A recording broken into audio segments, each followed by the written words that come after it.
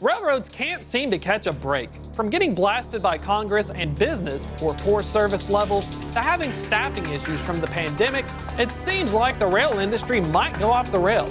Luckily for us, there is a complex Byzantine process in place to slow roll this potential supply chain catastrophe. Additionally, many large publicly traded companies and brokerages utilize their own rail cars, and any service disruptions by the railroads risks cutting into their profits.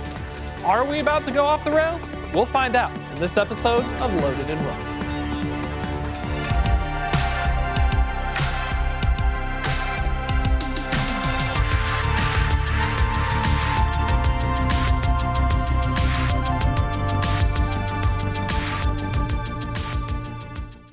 Welcome to Loaded and Rolling. I'm your host, Thomas Wasson here, enterprise trucking carrier expert, and this recent rail escalation began when members of the Brotherhood of Locomotive Engineers and Trainmen, try saying that 12 times long, approved measures authorizing a strike. The last time this occurred was around 2011. The union itself represents over 57,000 U.S. railroad employees, and the vote was legitimately 99.5% for approval. This comes after the 30-day cooling-off period mandated under the Railway Labor Act, or RLA, after both sides failed to reach an agreement before the National Mediation Board. The union, as reported by the Fort Worth Star-Telegram, is one of 13 rail worker unions negotiating a national labor contract after the previous one expired in 2019. Now, depending upon whom you ask, the Railway Labor Act helps both sides mediate and avoid strikes, or it can be used as a way to deny collective bargaining and curtail the ability of railroad workers to exercise their rights. Railroad strikes are not a new phenomenon, as before the passage of the RLA in 1926, there was the Great Railway Strike of 1877 and the Pullman Strike of 1894. The union argues that the pandemic and the focus on profits by Class I rail carriers caused them to fire or furlough a third of their nationwide workforce, while making the remaining employees work longer hours. This caused longer running trains and led to infrastructure shutdowns due to the rail network not being designed to handle the longer trains. As the post-pandemic recovery began, the rail carriers failed to adequately staff their operations, according to the union, and implemented attendance policies that failed to provide engineers scheduled time off.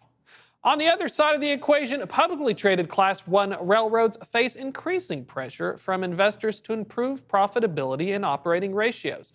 A major development in this trend is precision scheduled railroading, or PSR, and its resulting impact on railroad service levels. PSR practices were put in place well before the pandemic, according to the Transportation Trades Department of the AFL-CIO.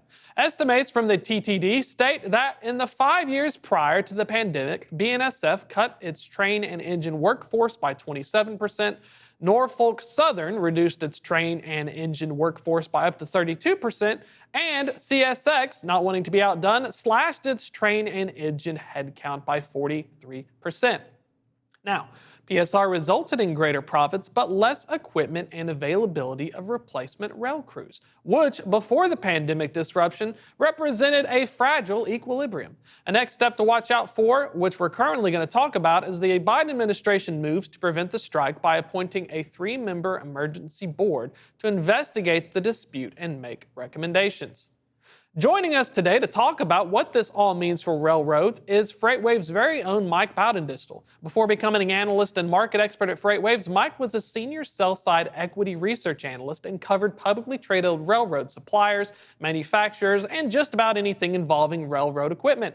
He's a CFA charter holder and has over 15 years of experience in the freight transportation industry. Mike, it's a pleasure to welcome you back to the show. Good to see you, Thomas. How are you? Doing pretty well. We got a lot going on, it looks like, in the rail space. And so, kind of diving in, trying to set the table here. If there's a legitimate strike, will this be a legit strike? And if so, how is this going to impact these Class I railroads? So I don't think you have to worry about having at least a prolonged strike. I mean, this whole, Railway Labor Act, like you said, is really designed to prevent a strike. It's have all these sort of steps that have to be met in order for it to be a legal strike.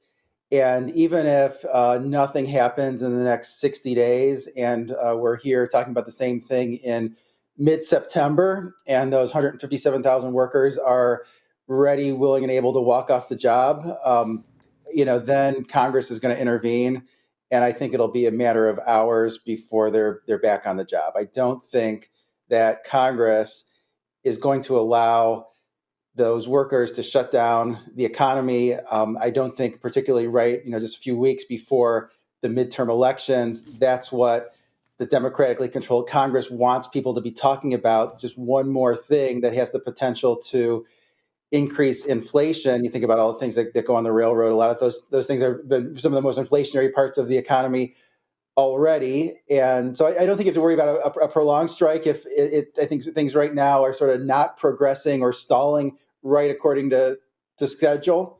So, surprised no one that, Biden appointed the Presidential Emergency Board on Friday. Meeting with the Saudi princes did not, distract him from that necessary task. And so that was the least unexpected thing that could have happened. But I don't think you have to worry about a full strike. Now, that said, there are, like you said, the relations between management and labor, not great right now. Service is poor. Investors have seen the multiples, contract. Investors are willing to pay a little bit less for the railroads as a multiple of earnings than they were earlier in the year. I mean, it's true for the whole stock market, but rails are part of that. And I want to bring up an image here. It's Exhibit 3, which is basically a timeline of where we've been at. And what kind of blows my mind especially is this process.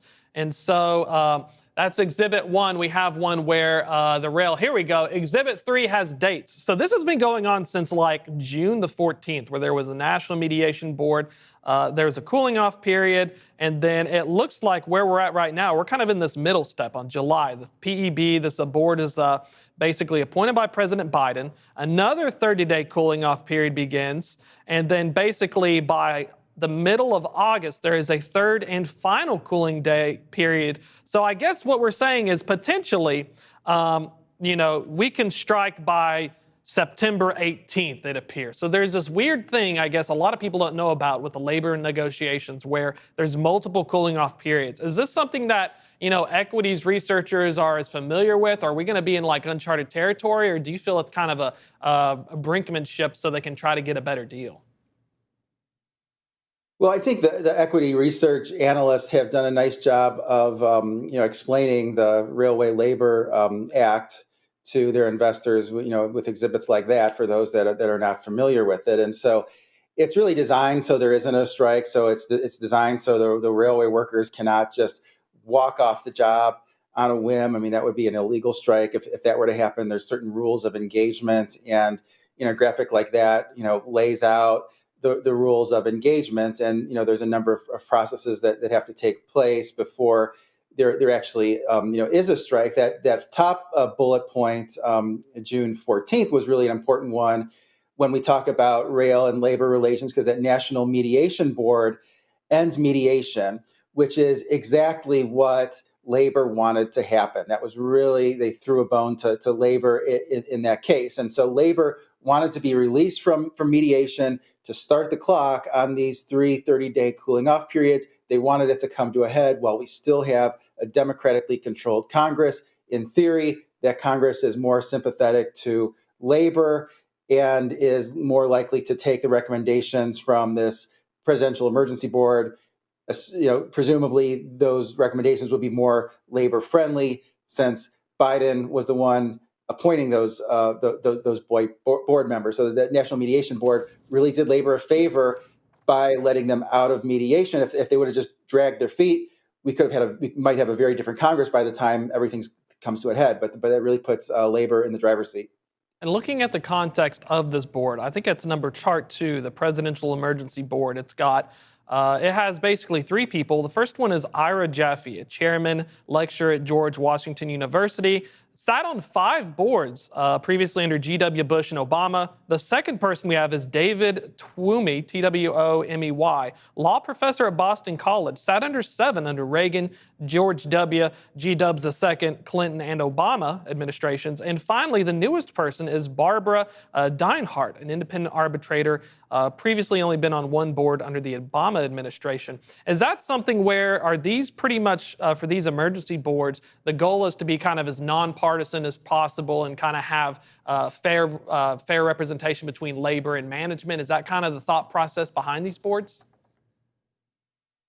In theory, yes. I mean, it's the same theory that says Supreme Court members should be nonpartisan as well. It doesn't always work out that way. At least this graphic is somewhat encouraging to the fact that those first 2 board members were under both Democratic and Republican administrations. So you would think that they'd be able to see things from both perspectives. If you talk about something like technological advancement, it's not always that technology is bad. If you're doing something like inspecting rail cars or inspecting wheels, and that can be done more effectively via machine versus a human person, it does make sense to progress with that technology. I mean, that's just sort of one example, but based on that last graphic, I mean, I think it's seems maybe more fair than maybe you would initially assume.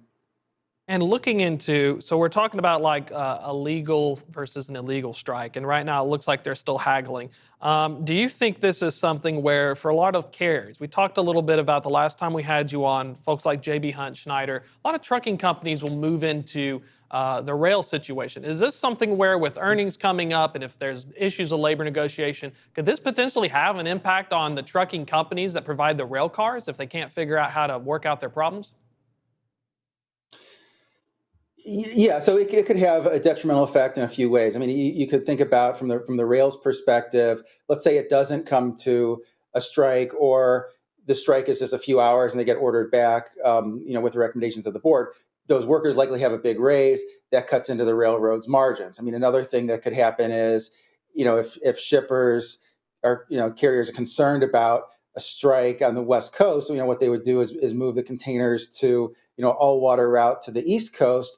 Let's say if it's something's going to the Eastern Consumption Center, those are going to be much closer to the final destination, so you can truck those much easier. So it could have that impact as well. And there may be intermodal companies that are concerned about the utilization of their containers. I mean, that's something that has been subpar. I mean, they try to get sort of 2 turns a month is what they say. So try to turn the containers that they own twice a month, which I think gets to your question directly. And if containers are in wrong places, or if there's any slowdown in service, even if there isn't a full strike, that can really impair the number of loads that those companies can handle, with their given level of equipment. And I'd read about a little bit sometimes. The charts were provided earlier by Wolf Research as well. They do some really cool stuff. But from your experience as well, looking at ESG initiatives, right now we're getting a big push right as rail has horrible service levels. People want to use rail for fuel savings and stuff. Is this something where we're going to see, even in spite of these service levels, people try to ship more on the rails, or is there still hope for the truckload companies to make the most of it and take advantage of all this disruption? Yeah, not all shippers are the same or have the same perspective there. I mean, my perspective is that intermodal is great as long as the service is reliable. And if it's not, then you have to truck it. I mean, the reason intermodal exists, it's really not for ESG. It's because it tends to save shippers 10 or 15%. And if it saves them 10 or 15% and it's consistently 1 day slower than trucking, instead of 3 days, it takes 4 days. Instead of 2 days, it takes 3 days.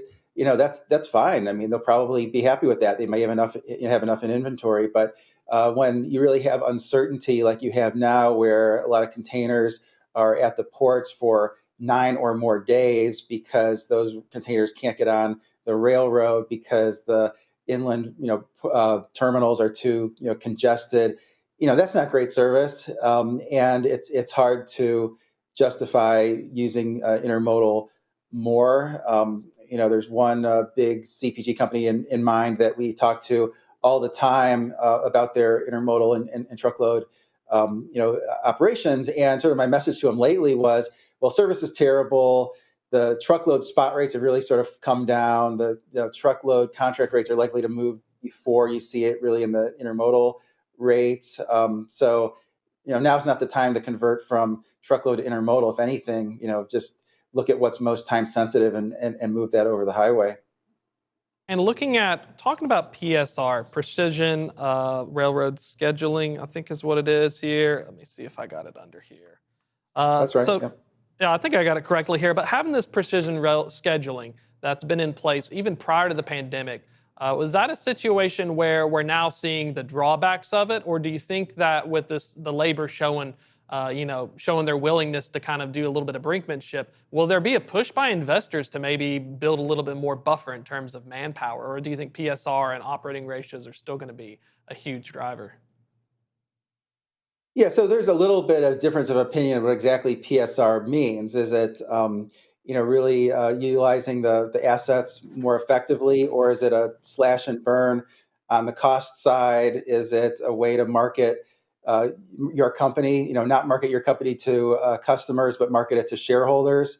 Uh, Positive shareholder reaction. Is that a way to use PSR instead of precision scheduled railroading? So there's different opinions about exactly what it is, but certainly your statistics earlier about the size of the workforce going way down and having the workers do more with fewer people, has not been great for morale. There's no question about that. And some of the workers, not only are they being asked to work more hours, they're being asked to work hours further away from where they live, so they're having less time at home. And usually railroads can hire pretty easily. And when volumes decline, like they did right at the start of the pandemic, they can lay people off, they can furlough workers.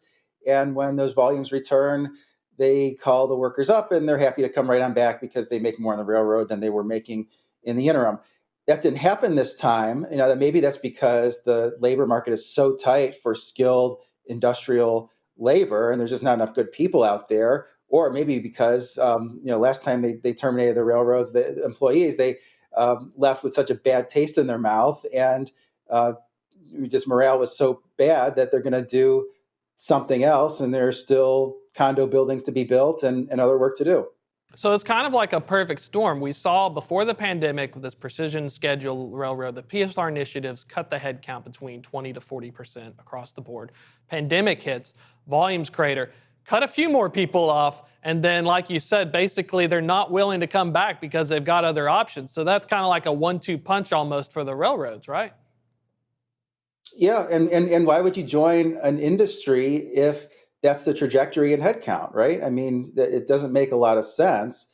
It does take. It also takes a long time for workers to get trained. But really, I mean, I think you talked to railroad, workers, and there's been a few that have called up on Grace Sharkey's show, and I've been on her show, the radio show that is, and they talk about just how terrible the morale is, and it's easy to see why reading the article that Rachel Premack wrote for FreightWaves last week.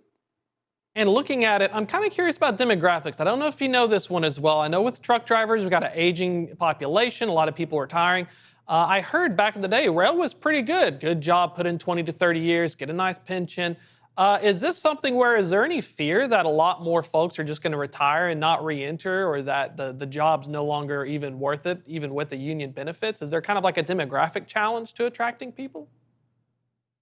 There is a demographic challenge. I don't know that the age is as advanced as the long haul truck driver is, but it tends to be a career where someone goes into it, early on, and they've been there a long time. I mean, there's a lot of railroad workers that have a tremendous amount of seniority, and like you said, I mean, they get paid pretty well. They have great benefits, pension, something that not a lot of people in the private sector, get anymore. So there's a lot of good reasons to work for the railroad.